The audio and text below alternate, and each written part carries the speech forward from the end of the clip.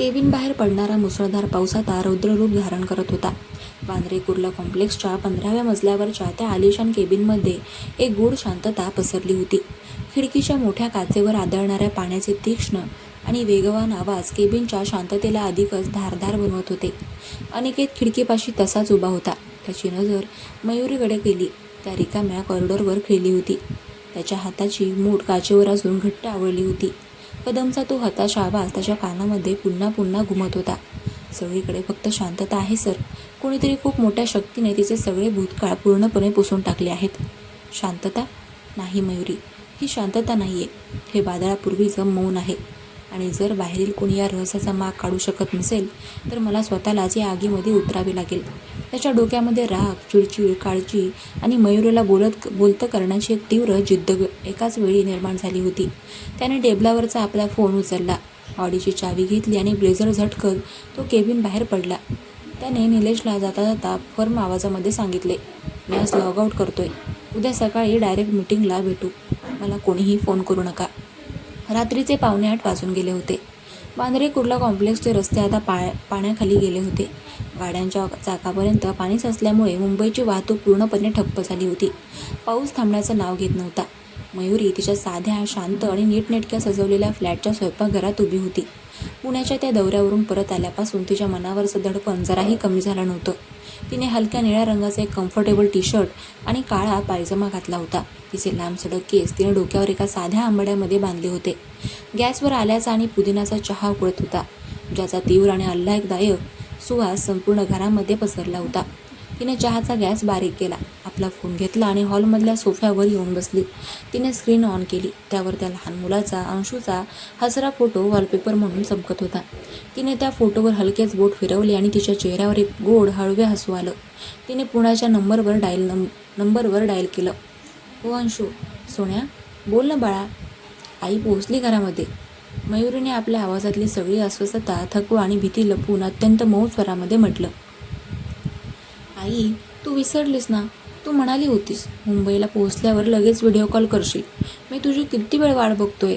मावशीने मला जेवायला दिलं, पण मला तुझ्याशी बोलायचं होतं.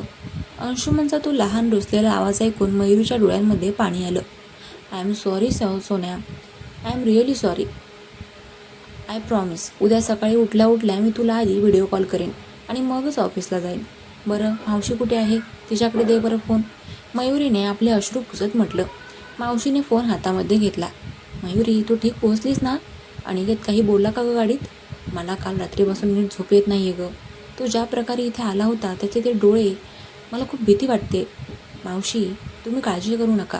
काहीही झालेलं नाही आहे. अनिकेतला काहीच माहिती नाही आहे आणि तो काही शोधूही शकणार नाही, कारण सगळं काही खूप आधीच मिटलं आहे. मी सगळं मॅनेज करेन. तुम्ही फक्त अंशूची काळजी घ्या. मयुरीने मावशीला धीर दिला. तिने फोन ठेवला आणि एक दीर्घ श्वास घेतला. तितक्यात तिच्या घराच्या मुख्य दरवाजाची बेल वाजली. या एवढ्या रात्री, या मुसळधार पावसामध्ये तिच्या घरी कोण आलं असेल? मयुरीच्या मनामध्ये एक धास्ती भरली. तिच्या छातीची धडधड अचानक वाढली. ती सावकाश पावले टाकत हॉलमध्ये आली. दरवाजाच्या सेफ्टी डोअर 4 लेन्समधून तिने बाहेर पाहिलं. बाहेर पांढरा शर्ट पूर्णपणे ओला झालेला, केस कपाळावर विखुरलेले आणि डोळ्यांमध्ये एक भयंकर पेटलेला राग आणि व्याकुळता घेऊन अनिकेत उभा होता. मयुरीच्या पायाखालची जमीनच सरकली. अनिकेत, हा इथे काय करतोय? याला माझं घर कसं सापडलं? बेल पुन्हा वाजली, यावेळी खूप जोरात आणि सतत. शेजाऱ्यांपैकी कोणीतरी बाहेर येईल या भीतीने मयुरीने घाईघाईने कडी काढली आणि दरवाजा उघडला. मिस्टर अनिकेत, तुम्ही या वेळेला इथे? आणि पूर्ण भिजला आहात तुम्ही. तुम्हाला माझं घर कसं? मयुरीचं वाक्य पूर्ण व्हायच्या आतच अनिकेतने तिला बाजूला सारून थेट हॉलच्या आतमध्ये प्रवेश केला. मयुरीने दरवाजा बंद केला आणि ती रागाने त्याच्या समोर येऊन उभी राहिली. हे काय चाललंय अनिकेत? हे तुमचं ऑफिस नाहीये, हा माझा पर्सनल फ्लॅट आहे. तुम्ही असे कसे काय कोणाच्या घरामध्ये रात्रीच्या वेळी घुसू शकता? प्लीज चालते व्हा इथून. मयुरीने अधिकृत कडक आवाजामध्ये म्हटलं. अनिकेत काहीच बोलला नाही. तो पूर्णपणे ओला चिंब झाला होता. त्याच्या पांढऱ्या शर्टमधून पाणी टपकत होतं आणि फरशीवर साचत होतं. त्याचे डोळे लाल झाले होते. तो मयुरीच्या अगदी जवळ आला, इतका जवळ की त्यांच्यातील व्यावसायिक अंतर एका क्षणामध्ये नाहीसं झालं. मी विचारतोय त्या एकाच गोष्टीचं उत्तर मला हवंय मयुरी. खूप झाला तुझा हा लपंडाव. अनिकेतचा आवाज हॉलमध्ये घुमला. तो पुण्यातला बंगला, ती मावशी आणि मगाशी गाडीमध्ये तुझ्या फोनवर आलेला तो अंशूचा कॉल. कोण आहे तो मुलगा आणि तू काय लपवतेस माझ्यापासून? कदमला काही सापडत नाही आहे कारण तू सगळं पुसून टाकलेस ना, पण माझ्यापासून तू काहीच लपवू शकत नाहीस. मयुरीने आपली फाईल किंवा बाजूला असलेला सोफ्याचा उशी छातीशी घट्ट धरली. तिच्या मनामध्ये भीतीचे थरकाप उडाले होते, पण तिने स्वतःला खंबीर दाखवण्याचा प्रयत्न केला. अनिकेत, तू वेडा झाला आहेस का? तू माझा वैयक्तिक भूतकाळ आहे. त्या मुलाशी किंवा माझ्या पुण्यातल्या आयुष्याशी तुझा काहीही संबंध नाही आहे. तू उगाचच सस्पेन्स क्रिएट करू नकोस. हात जोडते तुझ्या पुढे मी. इथून निघून जा. मी जाणार नाही मयुरी. जोपर्यंत तू मला उत्तर देत नाहीस मी इथून हलणारच नाही. अनिकेतने हट्टाने सोफ्यावर बसण्याचा प्रयत्न केला, पण भिजलेल्या कपड्यांमुळे मयूरने त्याला ओरडून थांबवलं. अरे थांब, माझ्या सोफ्यावर बसू नकोस. तो ओला होईल. आधीच पाऊस आहे. वाळायला 4 दिवस लागतील. मयूरने एका सामान्य गृहिणीसारखं ओरडत म्हटलं. अनिकेत तिथेच थांबला. तो चिडून मयुरीकडे पाहत राहिला. तुला तुझ्या सोफ्याची काळजी आहे, पण माझ्या मनात काय चाललं याची जराही पर्वा नाही आहे. मी इथे पूर्ण भिजलोय. मग मी तरी काय करू भिजलायस तर? मी तुला आधीच सांगितलं होतं. मी तुला सांगितलं होतं का पावसामध्ये छत्री न घेता फिरायला? मयुरीने तोडऱ्या भाषेमध्ये म्हटलं. त्यांच्यातील तो गंभीर रहस्यमयी तणाव एका क्षणामध्ये अत्यंत नॅचरल आणि हलक्या फुलक्या भांडणामध्ये बदलला होता.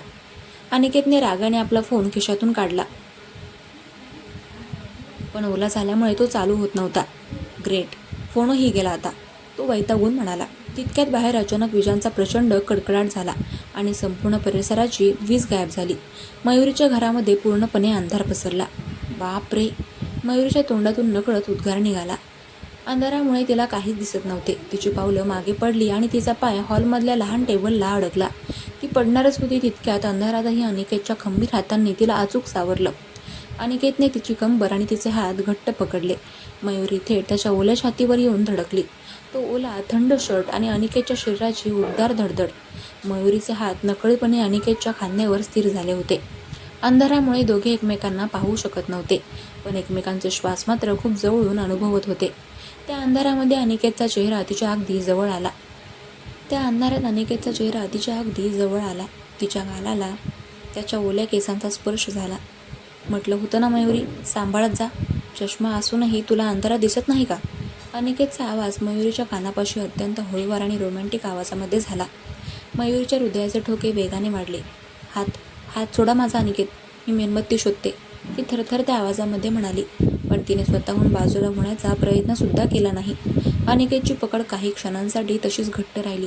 जणू काही तो या अंधाराचा फायदा घेऊन तिला स्वतःच्या जवळ ठेवू पाहत होता. त्याचा श्वास तिच्या ओठांवर जाणवत होता. ती जुनी ओढ, ती अनावर इच्छा त्या अंधारातही दोघांनाही गुदमरवून टाकत होती. अनिकेतने नकळतपणे आपला हात तिच्या गालावर ठेवला. त्याचा अंगठा तिच्या ओठांना स्पर्श करून गेला. मयुरीच्या तोंडातून एक लहानसा उसासा बाहेर पडला. तो स्पर्श इतका वेड लावणारा होता की मयुरीचे स्वतःवरचे नियंत्रण सुटत चालले होते. मेणबत्ती शोधण्याच्या बहाण्याने तिने स्वतःला मागे ओढण्याचा प्रयत्न केला, पण अनिकेतने तिचा हात पकडून तिला हळूच भिंतीपाशी आणले. मेणबत्ती न पेटल्यामुळे खोलीमध्ये फक्त खिडकीबाहेरून येणारा विजांचा अंधुक प्रकाश पसरला होता. त्या प्रकाशामध्ये अनिकेतचे डोळे हिऱ्यासारखे चमकत होते.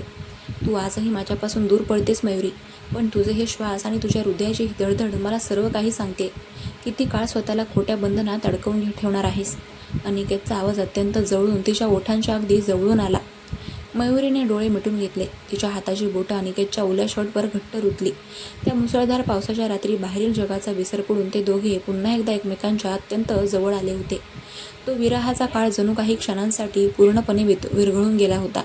शेवटी अनिकेतने स्वतःवर खूप कष्टाने नियंत्रण ठेवून तिला हळूच सोडलं. मयुरीने मोबाईलच्या फ्लॅशलाईटने हॉलमध्ये एक मेणबत्ती पेटवली. मेणबत्तीच्या पिवळ्या हलत्या प्रकाशामध्ये दोघांचे चेहरे अतिशय सुंदर, ओले आणि हळवे दिसत होते. अनिकेत थंडीने किंचित कापत होता. मयुरीने त्याच्याकडे पाहिलं. तिचा राग आता कुठेतरी विरून गेला होता आणि तिथे जुनी काळजी जागी झाली होती. अनिकेत, तू पूर्ण ओला झाला आहेस. तुला थंडी वाजून ताप येईल. थांब, मी तुला वाळवायला टॉवेल आणि जुने कपडे देते, असं म्हणून ती घाईघाईने बेडरूममध्ये गेली. तिने कपाटातून एक मोठा टॉवेल आणि कॉलेजच्या दिवसातला अनिकेतचाच एक जुना टी-शर्ट काढला, जो तिने गेल्या 10 वर्षांपासून अत्यंत जपून ठेवला होता. तिने तो अनिकेतच्या हातामध्ये दिला. अनिकेतने त्या टी-शर्टकडे पाहिलं. त्याची जुनी कॉलेजची आठवण. हा टी-शर्ट अजूनही तुझ्याकडे आहे? अनिकेतने मयुरीच्या डोळ्यांमध्ये पाहत विचारलं. मयुरीने नजर चोरली. ते कपाटामध्ये राहिला होता चुकून. जा, वॉशरूममध्ये जाऊन कपडे बदलून ये. आणि हो, बाहेर रस्त्यांवर पाणी साचले. तुझी गाडी पूर्णपणे अडकली असेल. या पावसात तुला आता टॅक्सीही मिळणार नाही. त्यामुळे आजची रात्र तुला इथेच थांबावं लागेल. मयुरीने खिडकीबाहेर पाहत म्हटलं. अनिकेतच्या ओठांवर एक हलकंसं हसू आलं. तो वॉशरूममध्ये गेला आणि कपडे बदलून बाहेर आला. तो जुना टी शर्ट त्याला आता थोडा घट्ट होत होता, कारण या 10 वर्षांमध्ये तो अधिकच ब्रॉड झाला होता. त्याला तशा रूपामध्ये पाहून मयुरीला हसू आलं, पण तिने ते दाबलं. चहा घे. मयुरीने गॅसवरून चहा आणून टेबलवर ठेवला. दोघे सोफ्यावर बसले, पण दोघांमध्ये बऱ्यापैकी अंतर होतं. मेणबत्तीचा प्रकाश त्यांच्या मधोमध हलायचा. अनिकेतने चहाचा घोट घेतला. चहा चवदार आहे, अगदी कॉलेजसारखाच. कामाचं बोलायचं असेल तरच बोल अनिकेत, नाहीतर गप्प राहा. मयुरीने पुन्हा तोच कठोर आवाहनला. मयुरी, तू बाहेरून कितीही काटेरी दाखव स्वतःला, पण आतून तू अजूनही तीच हळवी मुलगी आहेस. तू कदमचे सगळे पुरावे पुसले असशील, पोलीस रेकॉर्ड्स गायब केले असशील, पण तुझ्या डोळ्यातली ही भीती तू कशी पुसणार? तू तर पुण्यातला सस्पेन्स माझ्यापासून का लपवतेस? मावशी त्या अपघाताबद्दल काय बोलत होत्या? मला उत्तर हवंय. अनिकेतने चहाचा कप खाली ठेवत गंभीरपणे विचारलं. मयुरीने मेणबत्तीकडे पाहिलं. तिच्या डोळ्यांमध्ये पुन्हा तोच रहस्यमयी अंधार दाटून आला. अनिकेत, काही प्रश्न असे असतात ज्यांची उत्तरं शोधायला गेलात तर जे काही सुंदर आहे तेही गमावून बसाल. तो मुलगा, अंशुमन आणि तो भूतकाळ माझ्यासोबतच सुरक्षित आहे. तू उगाचच त्यात पडू नकोस, नाहीतर खूप मोठा अनर्थ होईल. तिने सस्पेन्सचा एक नवीन धागा तिथेच सोडून दिला, पण काहीही उघडं केलं नाही. ती उठली आणि तिने बेडरूमचा दरवाजा बंद केला. तुला बाहेर रस्त्यावर पाणी उचलेपर्यंत थांबावं लागेल. तू हॉलमध्ये सोफ्यावर झोपू शकतोस. Good night mister Aniket. Aniket सोफ्यावर पडला. खिडकीबाहेर पाऊस कोसळत होता. कदमला काहीच सापडलं नव्हतं. मयुरी काहीच सांगत नव्हती, पण आज तिच्या घरामध्ये राहून अनिकेतच्या मनामध्ये एक नवीन जिद्द निर्माण झाली होती. रहस्य अजूनही पूर्णपणे सुरक्षित होतं, पण तो आता या रहस्याच्या अगदी खूप जवळ आला होता. या दीर्घ कथेचा हा 10वा भाग एका अत्यंत रोमांचक, हलक्या-फुलक्या, रोमॅन्टिक आणि सस्पेन्सने भरलेल्या वळणावर थांबला होता, जिथे वादळ आता अधिकच गडद होणार होतं. कथेचा हा 10वा भाग इथे एका मोठ्या सस्पेन्सवर थांबतो. अनिकेत आता मयुरीच्या घरातच अडकला आहे आणि रहस्य अजूनही सुरक्षित आहे. पुढील भाग 11 मध्ये दुसऱ्या दिवशी सकाळी काय नवीन ट्विस्ट येतो आणि अनिकेत सत्य शोधण्यासाठी कोणती नवीन चाल चालतो ते आपण पाहूया.